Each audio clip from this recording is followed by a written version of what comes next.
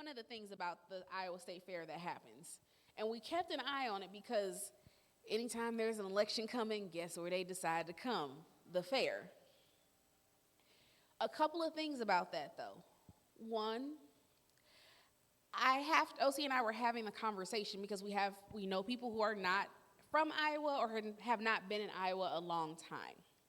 Here's the thing is, we are in Iowa, and every time there's an election of any sort, right, we get candidates everywhere. They're in the parades. They're at the store. Here's the thing is, it's so common to us that we're annoyed by it. Right? It's not a good thing because we're like, oh my gosh, they're coming back. So such and such is in town, so great. Now I can't get down 235. Oh my goodness, I don't want to go to the fair because then that's going to be all these extra people there, right? The thing is that we forget is that we have access that other places don't. And the challenge is sometimes if you have so much access, you begin to take the access for granted. So the challenge is that we have access. When we have access to Christ the way that we do, when we can get a hold of him at any cry, when we can just say his name and he is here, we begin to take that for granted. Because there are some people who have to fight. Some people who are begging to have that kind of access because they can't due to the situation, the circumstances, and even the geography, as Spirit Midwest can tell us. They don't know how to push in and get that access. But we have it and we take it for granted.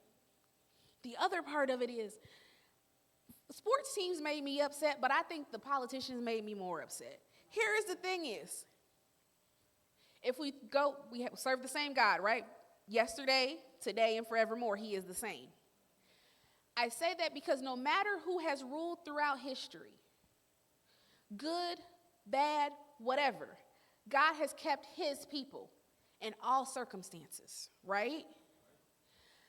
So I get a little frustrated when I see that a politician who has just served an elected position, another human being walking through, and there are crowds of people swarming, literally saying, can I just touch the hem of his garments?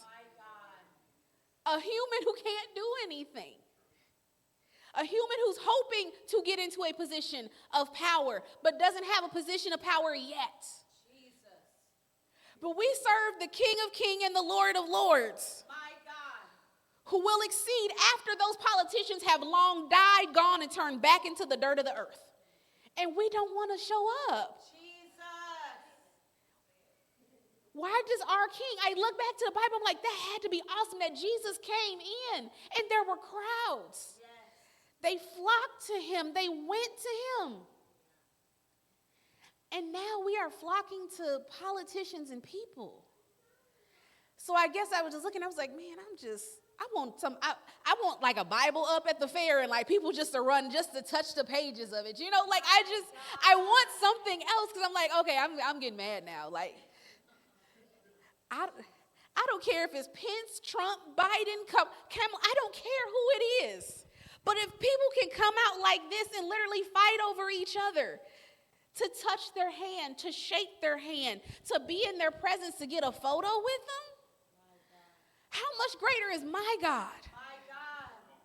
My God does not need a Congress or a Senate. My God does not need a Supreme Court, for he is the court. He doesn't need to appoint judges. He is the judge. He doesn't need a president, for he is the king. He's above the president.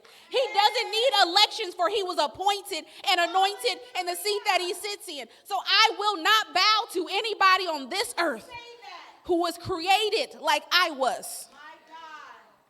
I have actually more authority. I have a better connection than this person.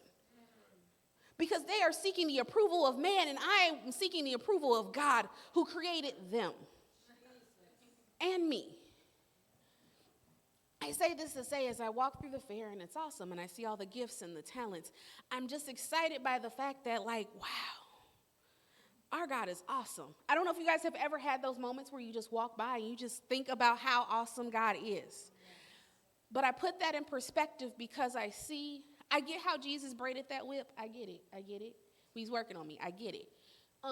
Because he's walking through knowing, I know the King of Kings and the Lord of Lords, and you're bartering with somebody over a dove. My God can make 10 more doves if he wants to. So as we go through, God is calling us to reshift our priorities. Reshifting them over. I feel like my slogan for this year as we go into all that election stuff is I want people over politics. I want God's people and what needs to happen over the politics and the banter and the sways and the rhetoric and the false words. I'm going to the word is what I'm going to follow over this next few years because I just get tired of all that stuff.